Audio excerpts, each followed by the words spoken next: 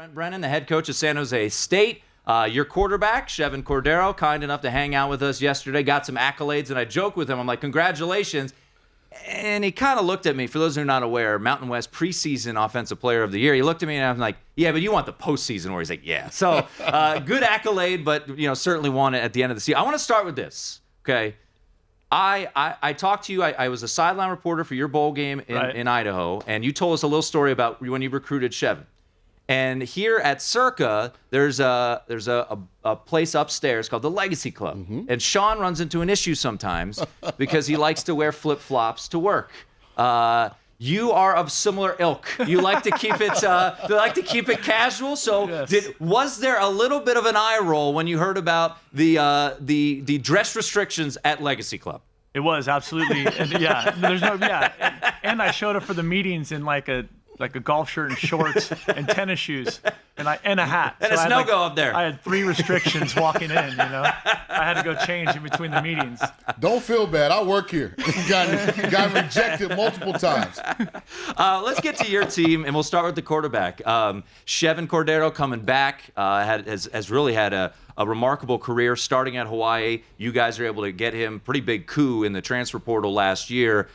I asked him this, and I'm curious what you've seen. What has this offseason been like for Chevan compared to last when he was new? He had to go through the portal process. How different have you seen your quarterback conduct himself this offseason preparing for 2023? He has just attacked this offseason. I think none of us felt good about how the season ended. Mm-hmm. We had some close games down the stretch there that we didn't close out, and there was a lot of just disappointment and frustration built into that. And so now they are just aggressively attacking the offseason. And the 2 kids that were here this weekend, Chevan Cordeiro and Trey Jenkins, 2 great leaders, great players for us. And the Chevan has just been like everything is next level. Like even if you look at him physically and the investment he's made in the weight room, he's thicker and way stronger. And so that the way he went after, he's like hyper competitive. So the way he went after that was like, no, we're going to make this right because we had these opportunities that we didn't get done last year, and I'm committed to pushing myself and this team to get it done. It's interesting. It always makes you feel good when you feel comfortable about the quarterback position. Sure. You brought in Jay Butterfield from Oregon, too. So in case of injury, God forbid that it happens, you have another experienced guy there as well. You returned 9 starters on offense, leading rusher in Kyrie Robinson. But a lot of your success last year in a season where you guys were bowl eligible came because of your turnover margin, plus 10 in the conference, yet you lose that entire defensive line. How do you feel? I know Derek Odom's somewhere right now trying to draw up all these exorbitant blitzes to get pressure. How do you feel on the defensive side of the ball, specifically replacing, all of those big guys? Yeah, we lost some really high-quality players in that, right? Junior Fehoko was a draft pick and the Defensive Player of the Year. Cade Hall was Defensive Player of the Year 2 years ago. So that there's some real production there that we're going to miss. I've answered this question a couple times today. Our defensive line coach, Joe Ciamalo, has produced incredibly productive defensive lines everywhere he's been. When we were at Cal Poly together 20 years ago, we led the nation in sacks. When we were at Oregon State, we led the conference in sacks and tackles for loss. And since we've been here, we've done that a few times too. And so I just trust that Joe will get us, Coach Odom will put together a great scheme and that part will be solid. The other guys that contribute in that room, Rob Christoph, Scott White, Chip Viney. And I think, but Ciamalo will find the secret sauce there with that defensive front. And there's some really good young candidates in there that just haven't had a chance to play because Fehoko and Cade were so good. Right? It's like if Joe took him off the field on 3rd down, I was looking at him like, what are you doing? When you lose someone, like Fehoko, who for those who aren't unaware, 4th-round pick by the Dallas Cowboys, which is certainly saying something, coming out of the Mountain West. He was, wreaking havoc, 3-time first-team All-Conference, as you mentioned, Conference Player of the Year. How do you try to replace that production? Well, you got to figure out if you can get it from the players that are in-house, right? Like can you have a similar level of production with them, and then you're trying to figure out, okay, do we need to be more creative, bring in some linebackers, bring in some secondary pressure, right? Like how do you create that kind of chaos in the backfield? But there's some good young players there and some guys that have played good football for us, and I think it's just going to be now's going to be the chance to really just cut them loose and let them go play and let them get all those reps and get better as we go. So I think you're going to see a really good front out there. It's just going to be some names that you maybe don't recognize. Now, it's interesting because it doesn't help your win-loss record this year. But when it's all said and done, you did lead the team to their only Mountain West Conference football championship in the history of the school. Congratulations Thank you. on that. But what does help, because it's all about recruiting, right? X's and O's can be great. At the end of the day, it's about the Jimmies and Joes. You guys are opening and presenting to America a brand new athletic facility. Right. How big of an impact has that been in recruiting? And how big of an impact has it been in retaining the guys that you currently have? That has been a critical thing, and we've been talking about this facility. I was an assistant at San Jose in 2006, and this facility is being talked about then. So this is exciting. This is really exciting. The facility is beautiful.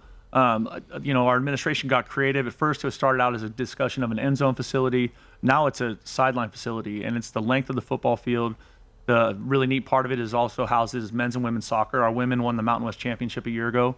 Our men were in the conference finals a year ago. So they're going to be in that, share some of that space with us, which I think is great. We're also going to have a cafeteria in there where we can feed everybody. And so, you mentioned the Jimmies and Joes. Like nobody wins with bad players. It doesn't matter what sport you're playing or what level you're on. And so the more you can continue to upgrade your talent, because what that talent upgrade does is it creates competition, right? Then the practice environment becomes super intense, and that pressure situation in practice day in and day out produces a good product on Saturdays or whenever your player has a chance to. So it has been great for retention. We've been able to walk recruits through there with hard hats and orange vests, and that's been really, really powerful. And our players can't wait to get in there because they've been watching it be constructed over the last 3 years. So they're moving us in right now, and we have the big reveal on Tuesday. Ooh, nice. Brent Brennan, head coach of San Jose State, kind enough to hang with us. Media days have been here for the Mountain West at Circa these past couple of days. All right, let's get to let's get down to business, okay? I don't know who you got. Who did you anger, Coach? What at USC to start off the let's. You're not saying this. I'm saying this. A couple of years ago, you're probably thinking, okay, and then Lincoln Riley brings Caleb Williams to town and he wins the Heisman Trophy, and you're thinking, okay, maybe a little bit different. So at USC, and then Oregon State won 10 games last year, and then they bring back a ton. They bring in DJ Uiagalelei from Clemson to be their quarterback. So who did you get? Who did you make mad in the athletic department, Coach? Because that is a gauntlet for you guys out of the chute. Two top 20 teams. Yeah, it is. Yeah, it is. Yeah, I'm 2 top 12 teams. Yeah, exactly. Yeah, exactly. I was trying to massage it a little bit. No, it's funny because we played tough schedules over our time at San Jose State in the past, and I think it becomes such a topic of conversation for fans and families and parents and everything. But at the end of the day, you got to play the schedule. Sure. Right, and so our guys will be excited to play those games, and we know how good Caleb Williams and USC is. They have a fantastic team, great tradition. And also, I was an assistant at Oregon State for 6 years. A total respect for Jonathan Smith and that program. And so, watching both those teams, watching them on film, we're going to find out who we are really quickly, And I think we're going to find out how we handle adversity, how can we play against a great opponent and consistently do good things. And then, the rest of that month, if you look at it, that first 5 games is real, right? Yeah. It's not just at Toledo. Yeah. I mean, that's the MAC favorite. I mean, they're a really good program. Yeah, they won the MAC a year ago, right? So we're going to play. So after we play SC and Oregon State, and we play Cal Poly at home, and then we go on the road and play the MAC champion, and then we come back and we play Air Force on a short week. So I think 4 of our first 5 games, those teams won double digits, wins last year. So we're gonna find out really early who we are. And but I'm excited about it. We have a really great group of kids, and these guys have been working their tails off, and they look fantastic. It's going to be fun. This is a fun team that we're coaching, and you met some of the guys when you were with them at the bowl game. It's just got a great energy to it, and I'm excited about where we're at. It's interesting, Tim, because I have personal experience going to San Jose State early in the year, 2018. South Florida were coming off of 11-2 campaign. We opened some kind of way. The AD in South Florida decided us going to San Jose State to open the year. I mean, I got to fly over a lot of schools to get from Tampa to San Jose, California.